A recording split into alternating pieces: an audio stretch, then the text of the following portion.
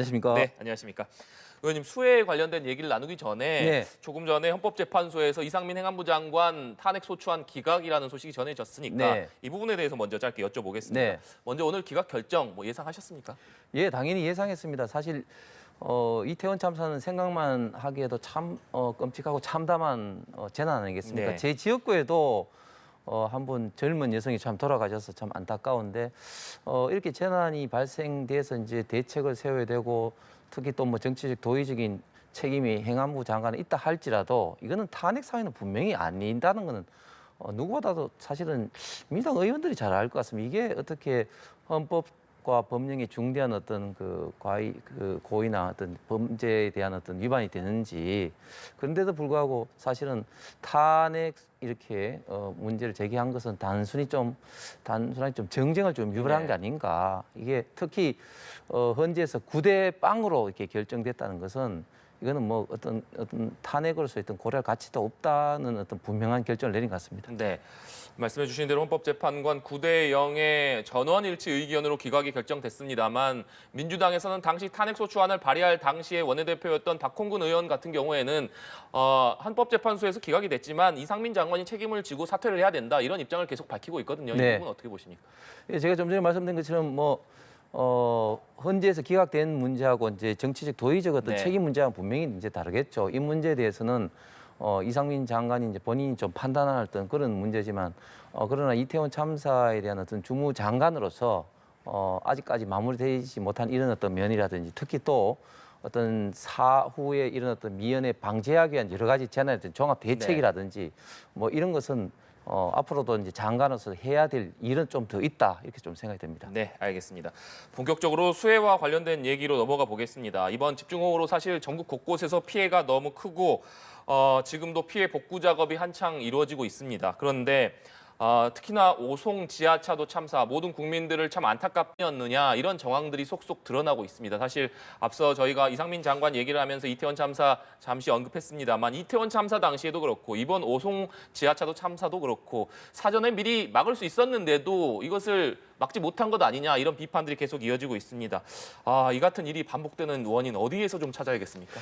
예, 일단 이런 어떤 문제가 발생되는 이유는 특히 반복되는 이유는 사실 저희가 처음 사고가 터졌을 때는 뭐 정말 관심이 많다가도 좀 시간이 지나게 하면 또 좀 허지부지되고 확실한 어떤 사후 대책이 좀 부족했다 그렇게 생각합니다. 저희가 93, 4년도에 성수대교라든지 삼풍백화점이라든지 엄청난 이제 재해가 일어났을 때 그전에는 없었던 어떤 구조물에 대한 어떤 이제 정기적인 어떤 재난 어떤 진단이라든지 그런 어떤 제도가 이제 공식화되면서 그런 대형 어떤 붕괴 사고가 많이 없어졌죠. 그렇기 때문에 사후 대책이 중요한데 예를 들면 이태원 참사건만 하더라도 사실은 그 이전에는 지방자치단체가 행사 주최됐을 때는 이제 그런 어떤 재난 어떤 그런 안전 책임자도 이제 정하고 하는데 네. 민간에는 그런 게 없었죠. 그래서 이번에 이제 그렇게 이제 공식적으로 이제 제도가 만들어진 거고 또 이번 이제 그 오송 그 궁평 지하차도 건에 대해서는 이 또 미호천 제방이 이제 무너진 것이 물론 여러 가지 이유가 있겠습니다만 기본적으로는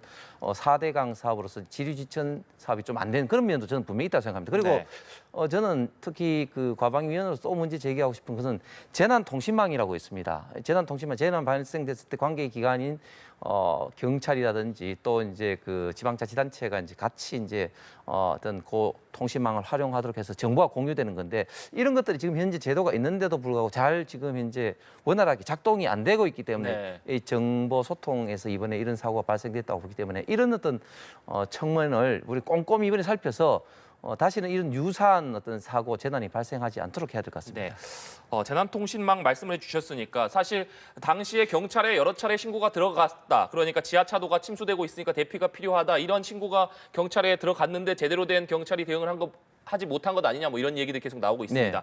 말씀해 주신 대로 재난통신망을 이용해서 지자체라든가 소방이라든가 경찰이라든가 모두 이런 정보를 공유해서 사전에 미리 대처했더라면 이런 일이 발생하지 않지 않았을까 하는 아쉬움이 드는데. 예, 그렇습니다. 이제 신고한 사람이 나중에 알고 보니까 그 공설학원인 감리단장이 신고를 경찰에 했는데 경찰이 출동한 지점이 이제 그 궁평 제2 지하차도가 아니고 궁평 1차도에 갔다고 하지 않습니까? 그래서 이런 것들이 만약에 이제 지자체하고 이제 원활하게 됐으면 그것이 아니라는 게 미리 좀 알려질 수도 있을 텐데 특히 경찰 입장에서는 조금 이제 입장에서 봤을 때는 그 당시에 근무했던 데가 뭐 한 2명, 3명 아주 극소수기 때문에 사실은 그분들이 관할의 모든 이런 상황을 정확하게 참 알기가 사실 어려운 면도 있을 겁니다. 그렇기 때문에 이런 어떤 통신망을 좀 공유해서 관계의 어떤 기관들이 정보를 공유하고 좀 소통하는 것이 굉장히 좀 중요할 것 같습니다. 네. 그리고 앞서서 사후 대책 필요성 강조해 주셨는데 뭐 김기현 대표도 회의에서 앞으로 기후 변화로 인한 이 같은 뭐 집중호우라든지 폭우가 계속될 것이기 때문에 당에서 이런 차원에서 대비가 필요하고 대응책이 필요하다 뭐 이런 말씀을 한 네. 것으로 알고 있습니다. 네. 그런데 민주당에서는 계속해서 정부의 대응 그러니까 현 정부가 너무 무능하기 때문에 이런 일이 벌어진 것 아니냐 이런 비판을 내놓고 있고 이재명 대표 같은 경우에는 뭐 위기 관람 정부 아니냐 이런 비판을 쏟아내기도 했습니다. 이 부분은 어떻게 보고 계십니까? 그 이재명 대표가 그럴 말씀을 할 자격이 있는지 모르겠습니다. 이재명 대표는 2013년도 성남시장일 때 판교에서 이제 한풍구가 붕괴돼 가지고 27분이나 사상자가 발생할 때 내 책임 아니다 해서 합의서에 사인도 안 했었죠. 그리고 2021년도에 경기지사 시절에는 황교익 씨와 이제 떡볶이 이제 먹방을 하면서 그때 화재시에 완전히 진짜 글자 그대로 이제 관람을 했지 않습니까? 그래서 저는 이재명 대표가 이런 말씀을 할 자격이 있는지 참 의문스럽고 지금 정부는 윤석열 대통령이 빨리 13개 지역에 대해서 특별 재난 지역 선포라든지 국가의 그 가용 가능한 총 지금 자원을 인적 물적 자원을 동원해서 지금 수습하는 어떤 그런 과정입니다. 저는 이런 어떤 재난 시에 이 재난을 좀 정쟁화한다든지 그리고 이것을 좀 이용하는 것은 정말 잘못된 정치다. 김의겸 의원이 우크라이나 대통령 우크라이나 방문은 국민을 궁평 지하차도에 몰아넣는 거다 말을 해서 물론 사과는 했습니다만은 많은 좀 공분을 좀 일으킨 그런 거 있지 않습니까? 그래서 좀 재난 앞에서는 정말 좀 겸허히 이런 어떤 수습을 하는데 좀 최선을 다하고 유가족을 위로하고 그리고 지원하는데 좀 최선을 다하는 것이 정치의 올바른 자세가 아닌가 생각합니다. 말씀해 주신 대로 수해 복구를 위해서 여야가 힘을 합치는 것 그리고 여러 가지 대책을 내놓는 것 참 중요할 것 같은데 그런 차원에서 내일 수해 복구 첫 여야 TF 회의가 열리는 것으로 알고 있습니다. 최대한 빨리 합의할 수 있는 법안들은 좀 합의해서 27일 날 예정된 본회의에서 처리하자 이런 입장으로 알고 있는데 의원님께서는 어떤 법안들이 좀 우선적으로 처리돼야 된다고 보십니까? 예, 지금 한노회에서 가장 좀 필요하다고 여야가 같이 생각하고 있는 게 두 가지인데 첫 번째는 이제 재정법 이제 도시침수법과 이제 하청법 개정안 두 가지입니다.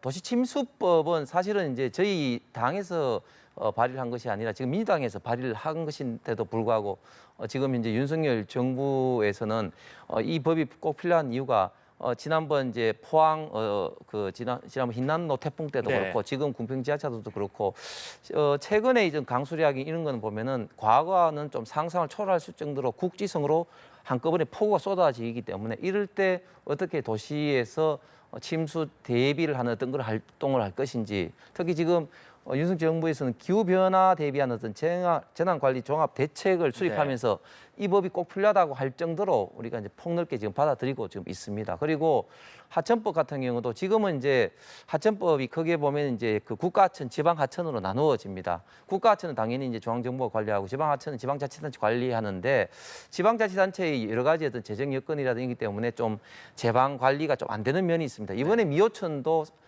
국가하천이 아닌 지방하천이거든요. 그렇기 때문에 하천법 개정을 통해서 필요하다면 지방하천이라 할지라도 국가가 재정 지원할 수 있도록 하는 개정안입니다. 그래서 이 두 가지는 꼭 필요한 법안이라고 생각합니다. 네, 알겠습니다. 과방위 얘기로 좀 넘어가 보겠습니다. 과방 위원이시기도 하니까 사실 과방위가 민주당 정청래 위원장 이후에 장제원 위원장, 국민의힘 장제원 위원장으로 바뀌었는데 장제원 위원장 선출 이후에 여러 현안이 산적해 있는데도 불구하고 아직까지 2달 가까이 제대로 된 회의가 열리지 못하고 있습니다. 그 원인 어떻게 봐야겠습니까? 예, 저도 과방위원으로 참 안타깝게 생각을 합니다. 지금 민주당에서는 민주당 입장은 다를 수 있겠습니다. 저희들 입장을 봤을 때는 하나의 사안을 풀면 또 하나의 사안을 가지고 이제 조건을 이제 그 자꾸 부과를 하고 뭐 이러다 보니까 지금 2달 동안 회의가 안 열렸는데 첫 번째 민주당에서 굉장히 이제 반발한 게 장기현 위원장이 바뀌고 난 다음에 지금 이제 그 방송법 관련된 소송 그 변호사를 이제 바꾸었습니다. 가방 위원장이 이제 소송 대리인 당사자가 되기 때문에 이제 대리인으로서 변호사 바꾼 건 어떻게 보면 당연한데 이런 것부터 이제 불만 제기를 해서 지금 이제 우주항공처법이라든지 이런 것을 하려고 하니까 또 그 심지어 지금 뭐 지금 내정이라고 뭐 외부에서 이야기하고 있는 이동관 방통위원장을 임명하지 마라 이렇게 뭐 요구를 한다든지 또는 이제 방송법 개정안 그러니까 이제 시행령을 통해서 지금 KBS TV 수신료 분리 징수를 이제 의결을 새롭게 개정했지 않습니까? 그러니까 이거를 이제 시행령이 아닌 이제 방송법으로 해야 되는 걸 개정을 냈는데 이것을 반드시 소위까지 강제 해부해라 이런 어떤 그동안 했던 국회 관례라든지 국회법에 위반되는 것을 요구를 하고 있어서 그동안 이런 것 때문에 이제 물밑 협상하는 과정에서 지금 이제 가방위가 지금 이제 아직까지 한 번도 개최되고 있지 않은 그런 어떤 사실입니다. 내일 일단 전체 회의를 하기로 일단 잠정 합의를 봤습니다만은 민주당 의원들이 이번엔 또 날짜를 가지고 지금 들어올지 안 올지 좀 불투명한 상태예요. 네. 내일 과방위 첫 전체 회의가 예정돼 있지만 정상적으로 회의가 열릴지는 아직 알 수 없다 이런 말씀이신데 그런데 장제원 위원장이 우주항공청 법안을 8월 안에 통과시키면 민주당이 원하는 대로 사퇴하겠다 이렇게 밝혔습니다. 장제원 위원장 이런 배수의 진이라고 할까요? 이런 얘기를 한 배경 어떻게 됩니까? 앵커께서 말씀하신 것처럼 그만큼 이 우주항공청의 설립이 그만큼 중요하기 때문에 배수의 진을 친 것이죠. 지금 전 세계가 지금 우주에 대해서 특히 미국 같은 경우는 머스크라든지 최근에 또 아마존까지 이제 이런 어떤 위성 인터넷 사업을 통해서 우주 산업을 바라보는 시각이 과거와는 지금 차원이 달라졌지 않습니까? 그래서 윤석열 정부도 그 인수위 때부터 반드시 빨리 최대한 시간 내에 지금 우주항공청을 만들겠다고 했는데 아직까지 만들지 못하고 있습니다. 그래서 그만큼 우주 산업 발전을 위해서는 우주항공청이 중요하기 때문에 이런 것들이 필요한데 민주당이 협조를 안 해줘서 결국 이제 가방위원장으로서 장제원 의원이 이제 배수의 진을 쳤다고 볼 수 있는데 저는 야당이 물론 이제 정부의 정책에서 당연히 건전한 비판을 할 수는 있지만 그래도 일할 수 있는 기본적인 이런 조직은 좀 만드는데 이렇게 동의를 해줘야 되고 도와야 되지 않나 이런 생각하는데 이거 자체부터 이렇게 반대를 한다는 게 참 안타깝습니다. 네, 알겠습니다. 후쿠시마 오염수 관련된 얘기도 해보겠습니다. 국민의힘 우리 바다 지키기 검증 TF 위원이시기도 한데 한일 당국이 후쿠시마 원전 오염수 해양 방류와 관련해서 우리 측 요청 사항을 논의하기 위한 국장급 협의를 엽니다. 사실 지난 리투아니아에서 열렸던 한일 정상회담 당시에 윤석열 대통령이 기시다 후미오 총리에게 3가지 조건을 요청하지 않았습니까? 실시간 모니터링 그리고 또 농도가 기준치를 넘겼을 때는 방류 중단, 또 우리 측 전문가의 참여였는데 이 부분에 대한 논의 어떻게 전망하고 계십니까?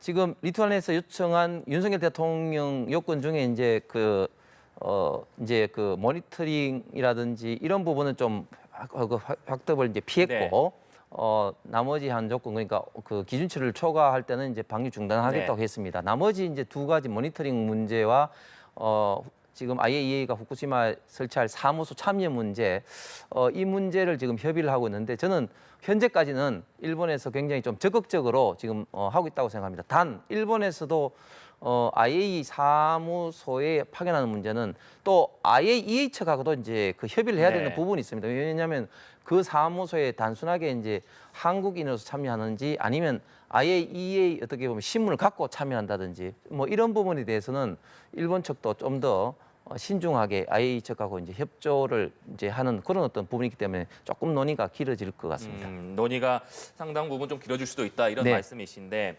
아무래도 이제 도쿄전력에서 사실상 오염수 해양 방류는 이제 뭐 시간 문제다 이런 얘기가 나오고 있는 상황에서 아무래도 국민들이 느끼고 있는 불안감을 해소하는 문제 또 괴담 등으로 인한 수산업계라든가 여러 피해를 줄이는 것이 급선무로 보입니다. 어민이라든지 수산업계 보호 대책 어떤 것들을 고려하고 계신지도 궁금하네요.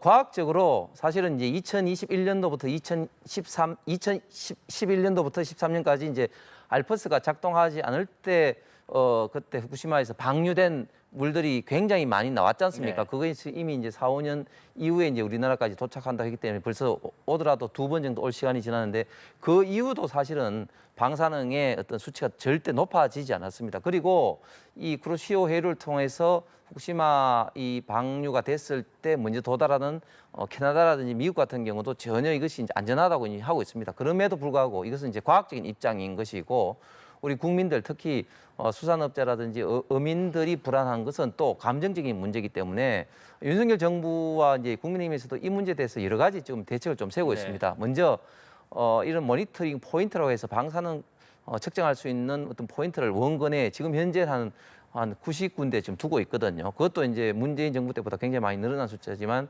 좀 시간을 좀 두고 최대한 빠른 시간 내에 이제 200여 군데까지 포인트를 측정할 수 있는 포인트를 늘린다. 그리고 국민들이 원하면 어떤 어종이라도 네.